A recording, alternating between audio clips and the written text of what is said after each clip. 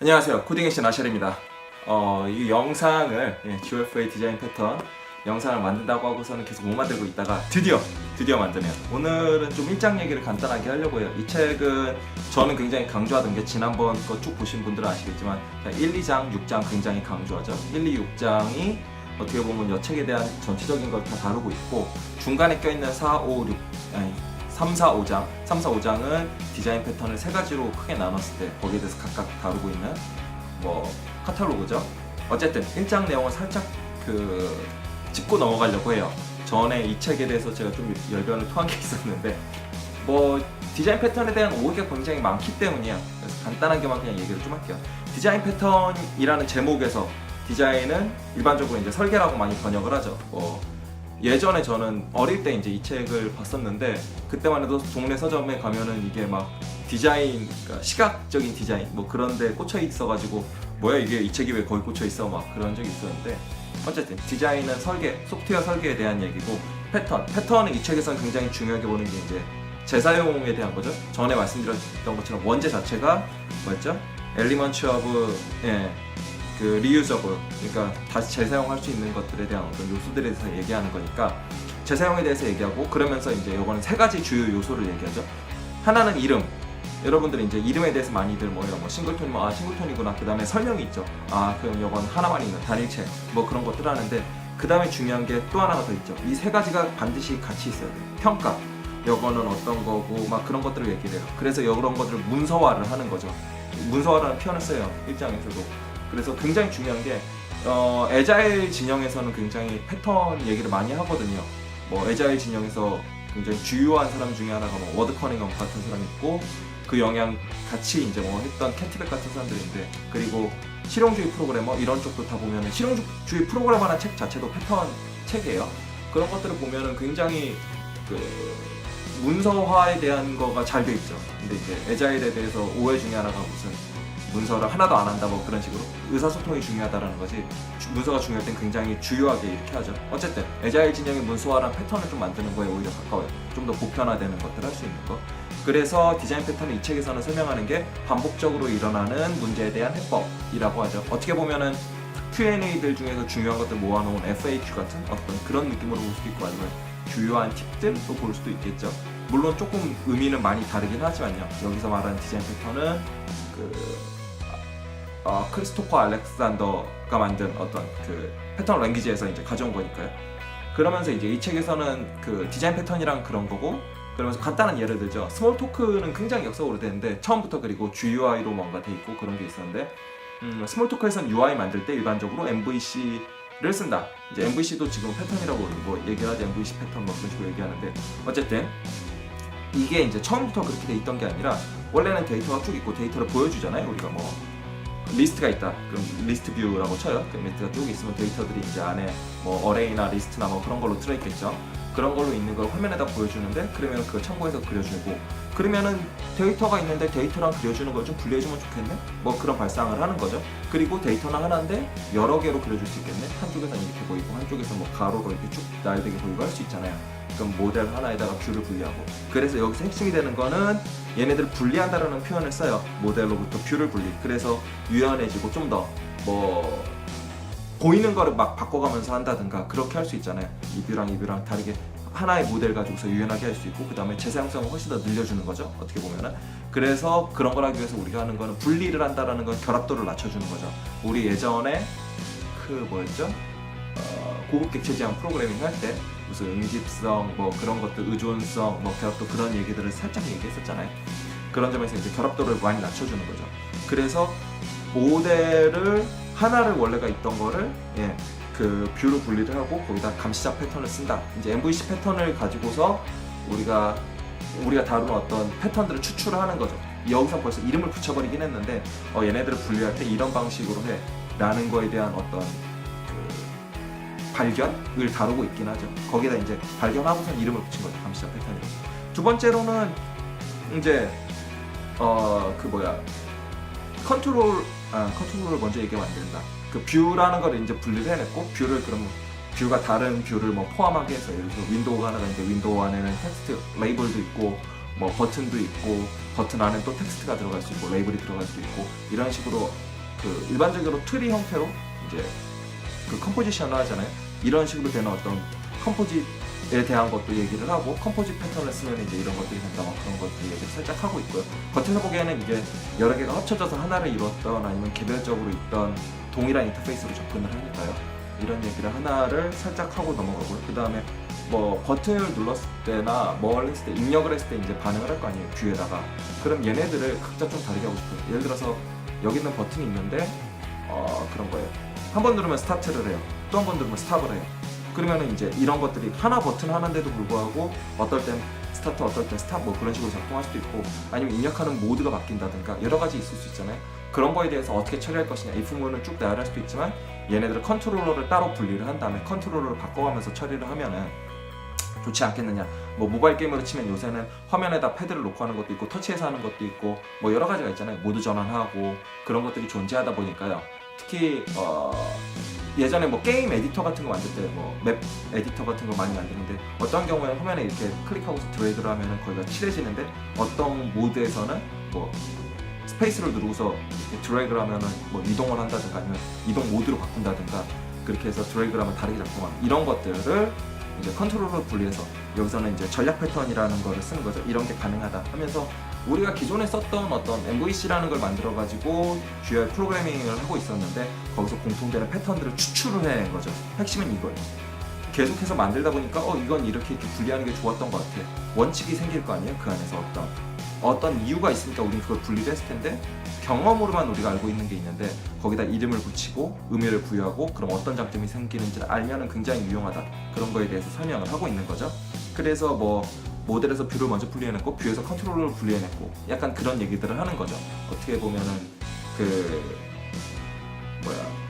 뭐 HTML, 뭐 CSS, 자바스크립트 분리하는 그런 느낌일 수도 있고, 뭐 여러 가지로 이런 것들 처리가 가능하죠. 특히 컨트롤러 개념으로 접근하냐, 이제 뭐 얘를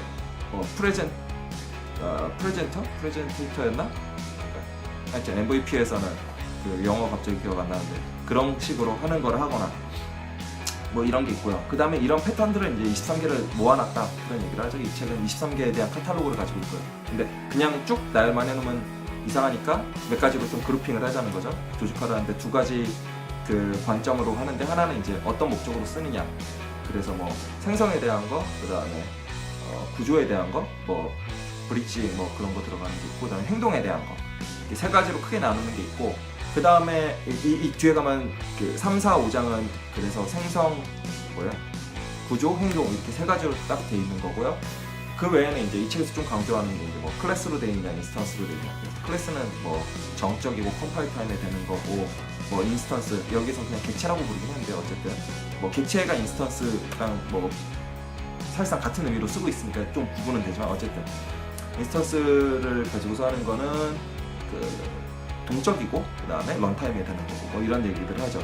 그래서 잘 보시면 아시겠지만, 이건 좀 뒤에 가서 나오는 얘기인데, 좀 상속을 통해서 돼요.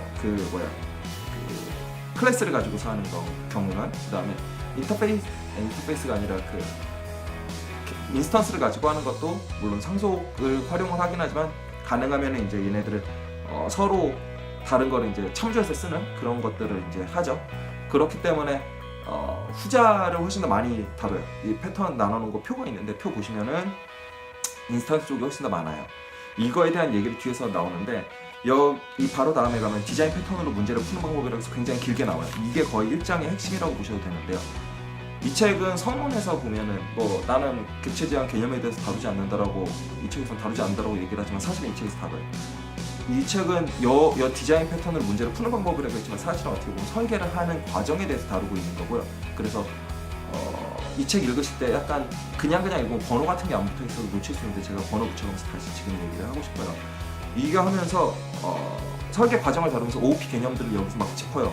뭐 어떤 걸 객체라고 부르고, 어떤 걸 인터페이스라고 부르고, 여기 책 보시면은 뭐 객체가 있고, 요 안에 오퍼레이션이 있고, 뭐 그거에 대해서 뭐 시그너처 얘기를 하고 막 그런 얘기를 하거든요. 여기에 있는 거는 거의 용어 정의는 그냥 외우시면 돼요. 그냥 제가 느끼기에는 여기 있는 거는 그냥 뭐 예, 객체 지향에서 이게 뭔데 뭐 그런 거 물어볼 때, 이거는 뭐 그런 이런 거야, 뭐 답변해야 될 때 그럴 때 여기 있는 거 그냥 그대로 읽으셔도 될 정도로 네, 괜찮아요. 물론 객체 제한 개념들을 좀 정리하던 상황 여전히 이게 90년대 94년, 95년 이렇게 그러니까 출판은 95년인데 사실상 94년에 이제 정립된 거라 요즘이랑은 좀 다르게 쓰는 것들이 있기는 한데 어쨌든 간에 좀 기본은 이걸로 하시고 나머지는 이제 현대적인 어떤 의미가 좀 바뀌거나 하는 거는 다시 익히시면 될 것 같고 그러면서 이제 처음에 하는 게 1번이 이제 객체를 찾는 거죠. 객체를 어떻게 찾느냐 그냥 여기 뭐 기타가 있어 그다음에 저기 청소기가 있어 뭐 제 집 보면서 하는데 이렇게 실제 물체만 가지고 사는 경우로는 객체를 찾는다라고 좀 하기 애매하고 그러면 기타를 어떻게 분해를 할 건데 기타 하나만 가지고는 안 되는 게 아니라 넥이랑 뭐 바디랑 브릿지랑 뭐 헤드머신이랑 뭐 이것저것 있잖아요. 이런 걸 어떤 기준으로 나눌 거냐에 대한 얘기를 하죠. 여기서는 이 전에 있던 게 이제 책에서는 설계를 다루니까 객체 지향 설계에 대해서 다루지만 그 전에 이제 분석 설계 전에도 얘기했었지만 분석이 있단 말이에요. 그래서 객체에 대한 어떤 분석 모델이 있는데 얘를 설계 모델로 바로 오지는 못한다라는 얘기를 하죠. 그러면서 이제 얘네들을 어떻게 분할할 것인가에 좀 더 집중을 하는. 그러니까 분할하는 건 어떻게 보면 손이 있는데 손이라는 건 그냥 만들 수 있지만 손가락 나누잖아요. 그쵸? 5개로 나눌 수 있고 이걸 어떻게 할 것인가에 대한 어떤 객체를 우리가 찾아내는 거죠. 여기서는 찾는다라고 얘기를 굉장히 재밌고 그 다음에 두 번째로는 그 찾는 과정들은 한 번에 짠 되는 게 아니라 이제 계속 반복해서 찾는 거죠. 이거 뭐 뒤에서 나오던가 이제 객체를 그러면 어떻게 나눌 것이냐 그러면 이제 나누다 보면은 다 크기에 대해서 논하게 되죠. 왜 손가락을 요만큼을 잘랐어 그냥 하나로 만들어도 되잖아 뭐 그런 걸 잡을 수도 있죠.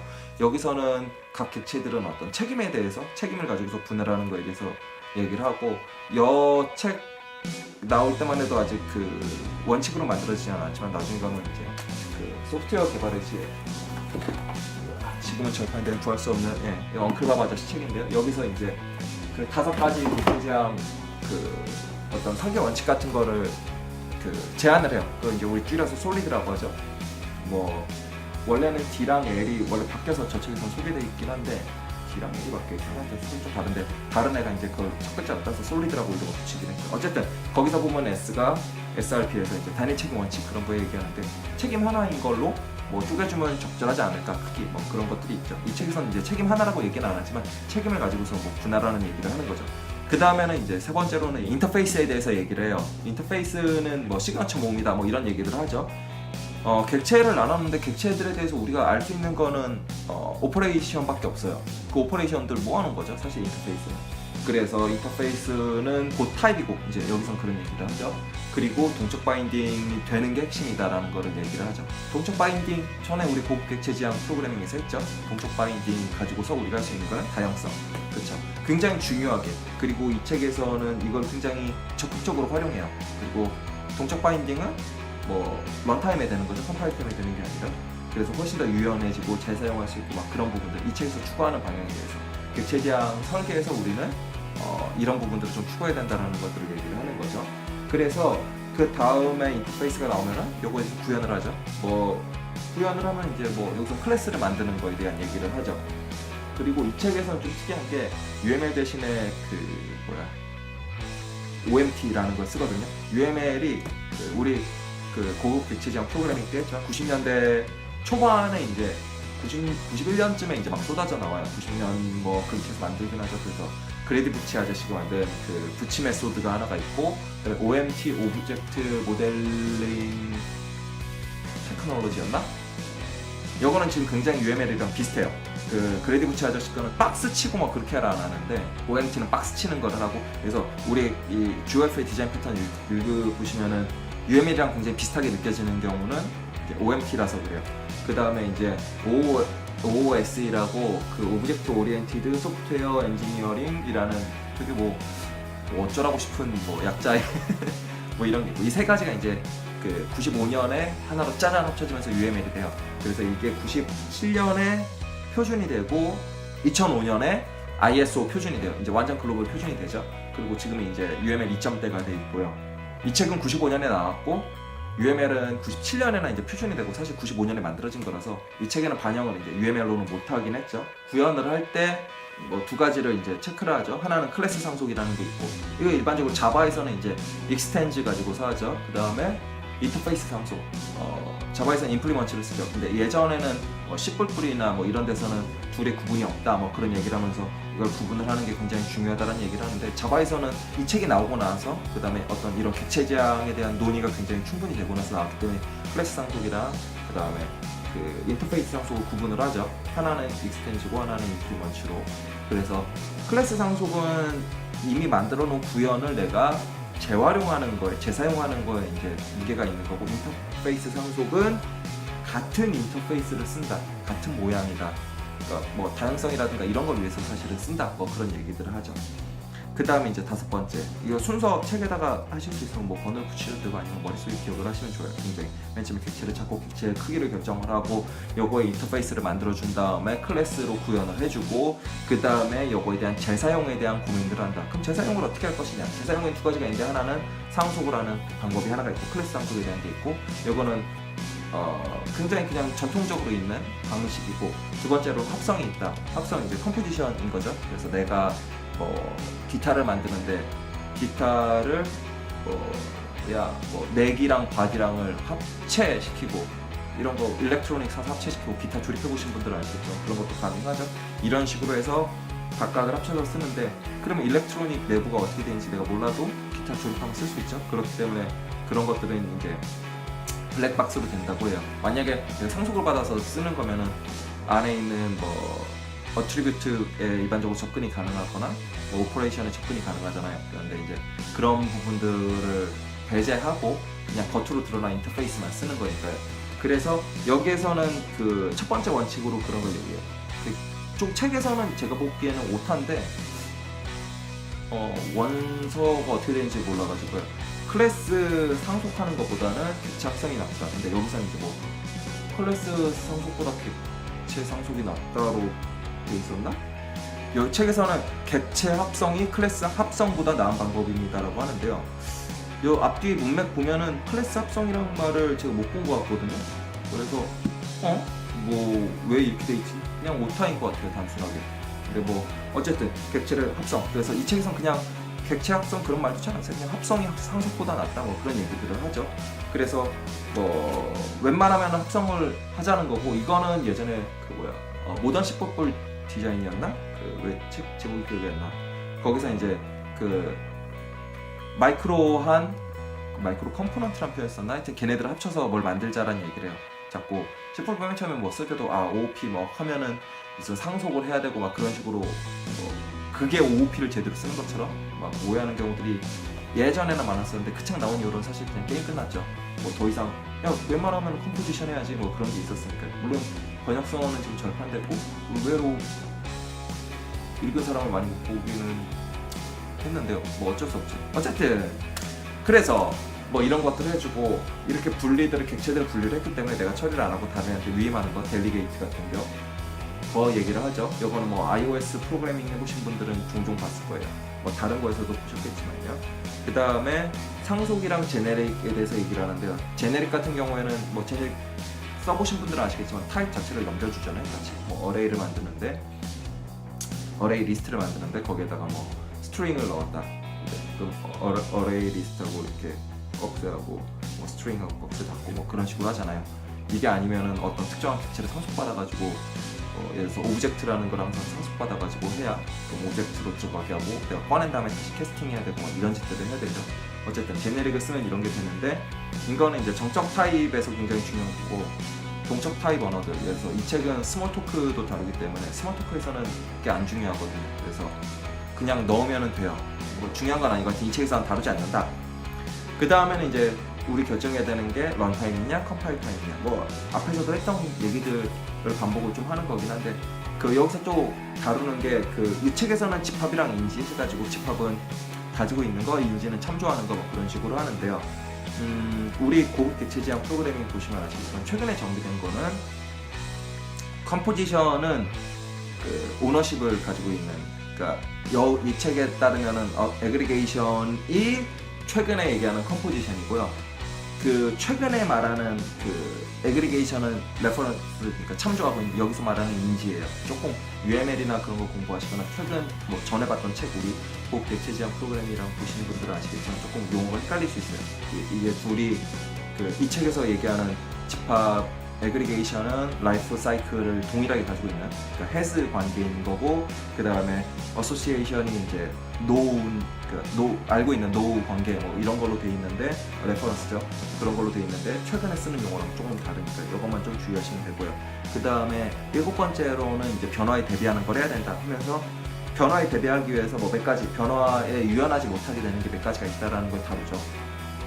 객체를 생성하는 게 있고, 뭐 특정한 곳에서 생성을 하기 때문에 유연하지 못한다, 뭐 의존성이 있어서 그렇다, 결합도가 높아서다, 결합도가 높으면 이제 시스템을 분할을 해야 되는, 뭐 분리, 아까 얘기했던 거 있죠. 그런 것들이 있고, 기능 확장을 해야 되는데 기존에는 상속을 가지고서 하는데 상속은 문제가 있기 때문에 우리는 합성으로 해결해야 된다. 그 다음에 클래스를 변경해도 이런 것들을 디자인 패턴으로 우리는 해결할 수 있다. 우리 여태까지 7번까지 오는 동안 했던 것과 쭉 어떻게 보면 디자인 패턴에 대한 얘기를 한 거고요. 그러면서 여기서 이제 세 가지를 구분을 해요. 응용 프로그램, 애플리케이션이 하나가 있고, 그 다음에 툴킷, 일반적으로 우리 라이브러리라고 많이 부르는 건데, 이제 뭐 라이브러리는 좀 더 큰 거긴 하지만 어쨌든 툴킷이라고 여기서는 하고, 그 다음에 프레임워크를 나눠요. 툴킷과 프레임워크를 구분을 하는데, 이제 일반적으로 라이브러리랑 프레임워크 구분하기도 하죠. 툴킷은 우리는 주요하게 하는 게 코드를 재사용하는 데 쓴다. 뭐 제이슨 파서가 필요해. 그럼 제이슨 파서 라이브러리, 그러니까 툴킷을 갖다 쓰자. 뭐 이런 거가 여기에서 말하는 툴킷에 대한 거고요. 그리고 또 하나는 프레임워크. 프레임워크는 일반적으로 그런 식으로 표현하죠. 뭐 틀이 이미 다 있고 틀 안에다가 우리 코드들을 넣어서 만든다.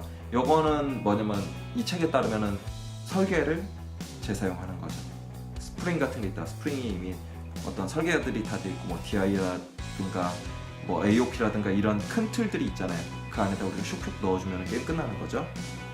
팩토리에 대한 것도 뭐 DI에서 다 해주고, 그래서 뭐 빔 팩토리가 있고 막 그런 것들을 다루잖아요. 뭐 이런 것들 안에다가 우리가 구현들을 넣는. 그래서 이 책에서는 그럼 디자인 패턴이랑 프레임워크는 경쟁자인가 하면서 둘을 비교를 하는 거가 잠깐 나오죠.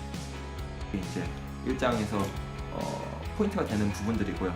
그 다음에 패턴을 고르는 방법이랑 사용하는 법이 나와요. 이게 굉장히 중요한데, 여기 포인트가 되는 문구가 몇 가지가 있거든요. 뭐 이게 있어요. 이 책 보면은 언제 사용해야 되는지가 아니에요. 언제 사용하지 않아야 되는지 알아야 된다라고 얘기를 해요. 막 쓰면 안 된다라는 거죠. 이 책에서는 그러니까 디자인 패턴을 아무렇게나 적용하면 안 된다라는 표현을 써요. 그러고 또 나오는 게, 패턴이 허용하는 유연성이 진짜로 필요할 때 써라라고 얘기를 해요. 만약에 최사용 유연함이 필요하지 않으면 디자인 패턴을 쓰는 건 사실은 불필요하죠. 우리가 원했던 건 어떤 재사용에 대한 것들이 있었으니까요. 그래서 각 패턴들에 대해서 충분히 학습하는 게 필요하다, 뭐 그런 거죠. 책을 요약을 하려고 했던 게 아니라 이제 읽을 때 이런 부분들을 좀 포인트를 잡아달라고 하려고 했는데, 하다 보니까 좀 쓸데없이 길어졌네요.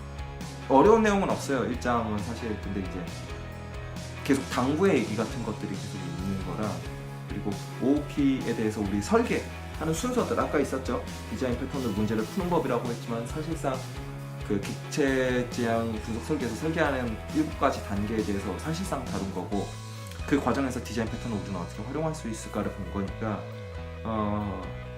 저는 디자인 패턴으로 문제를 푸는 방법에 보면 아까 얘기했듯이 용어에 대한 설명이 있고 정의가 있고, 뭐 충분히 숙달을 하시고 느끼고 뭐 그랬으면 좋겠어요.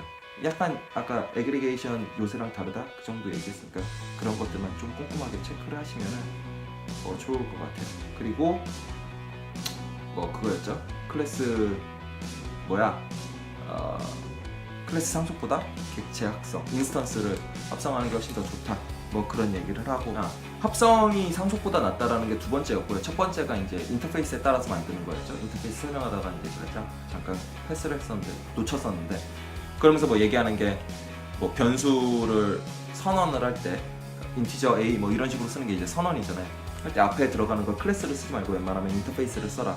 그래서 이제 얘를 뭐 객체를 생성해서 여기에다가 이제 어사인 해줄 때, 객체 생성할 때는 당연히 그 클래스로 생성을 하는 거긴 하죠. 근데 선언되고 활용하는 부분들, 객체를 쓰는 부분들은 다 인터페이스로 쓰는 거고, 클래스 아예 몰라도 되게 그렇게 하는 게 훨씬 더 유연하게 만들 수 있다라는 얘기를 하는 거죠. 이게 다양성인 거고, 물론 이제 인터페이스를 다 만들면 좋은데 인터페이스를 일일이 만드는 거 굉장히 귀찮고 뭐 개발해보시면은 인터페이스 만드는 일은 흔치는 않아요.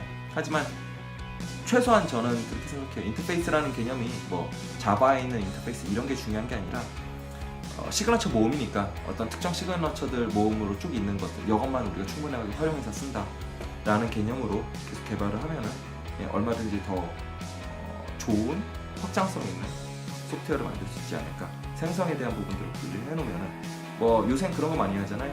뭐 new human 이렇게 하는 게 아니라 human 뭐 create나 human of 뭐 이런 거, 그러니까 어떤 팩토리를 분리를 해서 팩토리 안쪽만 바꾸면 금방 되니까요. 또는 뭐 팩토리를 이제 스태틱 메서드로 만들면은 여러 가지로 활용하기 힘드니까 팩토리 객체를 따로 빼가지고 그쪽에서 처리를 하거나 이제 하죠. 그러면 객체가 따로 있으면 객체는 뭐 오브젝트로 갈아치우기 쉬우니까요.